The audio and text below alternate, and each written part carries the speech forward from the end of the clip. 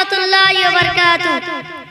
الحمد لله واحد الأحد الفرد الصمد الذي لم يلد ولم يولد ولم يكن له كفوا أحد. أما بعد فأعوذ بالله من الشيطان الرجيم. بسم الله الرحمن الرحيم. قال أنا خير منه خلقتني من نار وخلقته من طين.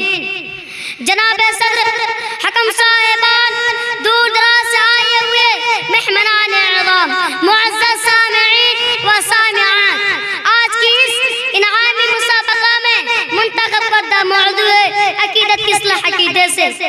حضرات وقار، عقیدت کی تقاضا یہ ہے کہ بڑوں کا احترام کیا جائے، اہل علم کی عزت دی جائے، لیکن عقیدہ صرف اور صرف کتاب و سنت کا نام ہے. جب عقیدت حد سے زیادہ بڑھ جائے اور عقیدہ پر غالب آ جائے تو انسان گمراہی میں مبتلا ہو جاتا ہے. اس کی سب سے پہلی مثال ابلیس ہے. ابلیس عقیدت میں ڈوب کر فخریہ جملہ کہنے لگا اور تاریخ کا پہلا بغاڑ ویسے شروع ہوا: میں اس سے بہتر ہوں، تو نے مجھے آگ سے پیدا کیا اور سے مٹی سے. لیکن اس نے نہیں دیکھا کہ بنانے والا کون ہے، حکم دینے والا کون ہے، عزت و فضیلت کس کے اختیار میں ہے. اس لیے اللہ رب العزت نے ارشاد فرمایا: قال انا خیر منہ خلقتنی من نار وخلقتہ من طین. حضرات آئیے، عقیدہ اگر سنت کے دائرے میں ہوتی عبادت ہے اور سنت سے آگے نکل جائے تو بگاڑ بن جاتی ہے.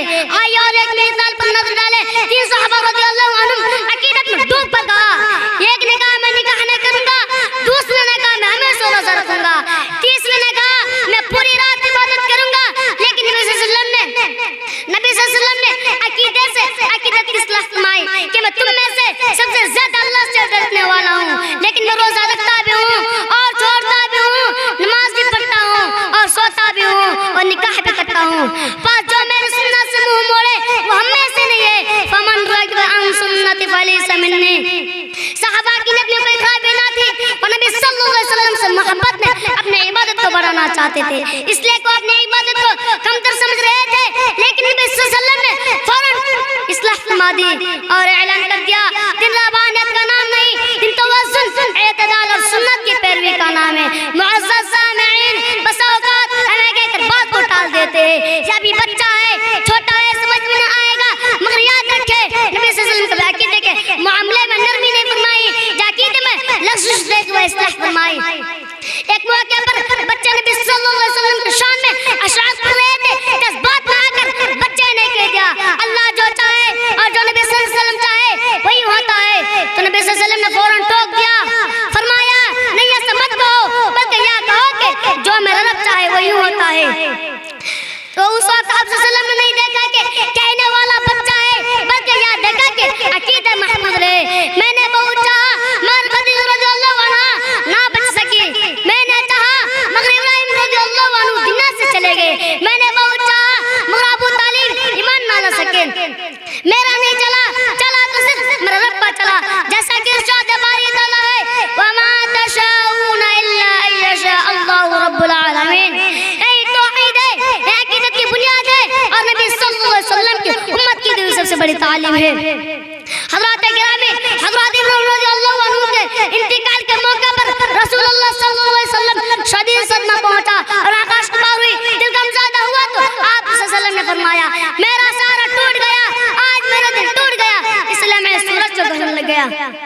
لوگوں کے دل میں خیال آیا، عقیدہ جوش میں آ گئی اور زبانوں پر یہ بات آنے لگی کہ دیکھو آج سب زیادہ فوت ہوا ہے، اس لیے سورج نے اپنی روشنی کو کھو دی، آسمان ماتم کر رہا ہے، زمین غمزدہ ہے.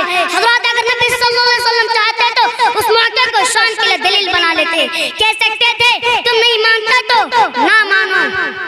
دیکھو زمین مان رہی ہے، آسمان مان رہا ہے، سورج اور چاند مان رہے ہیں، لیکن نبی صلی اللہ علیہ وسلم نے یا بھی عقیدت کو عقیدہ پر غواری نہیں ہونے دیا، بلکہ عقیدے کی اصلاح فرمائی اور اعلان فرمایا: سورج اور چاند اللہ کی نشانیوں میں سے ایک نشانی ہے، یا کسی کا مرنے جینے سے گھر نہیں لگتے. جیسا کہ حدیث میں ہے: ان الشمس والقمر آیتان من آیات اللہ لا ينخسفان للموت ولا لحیاته.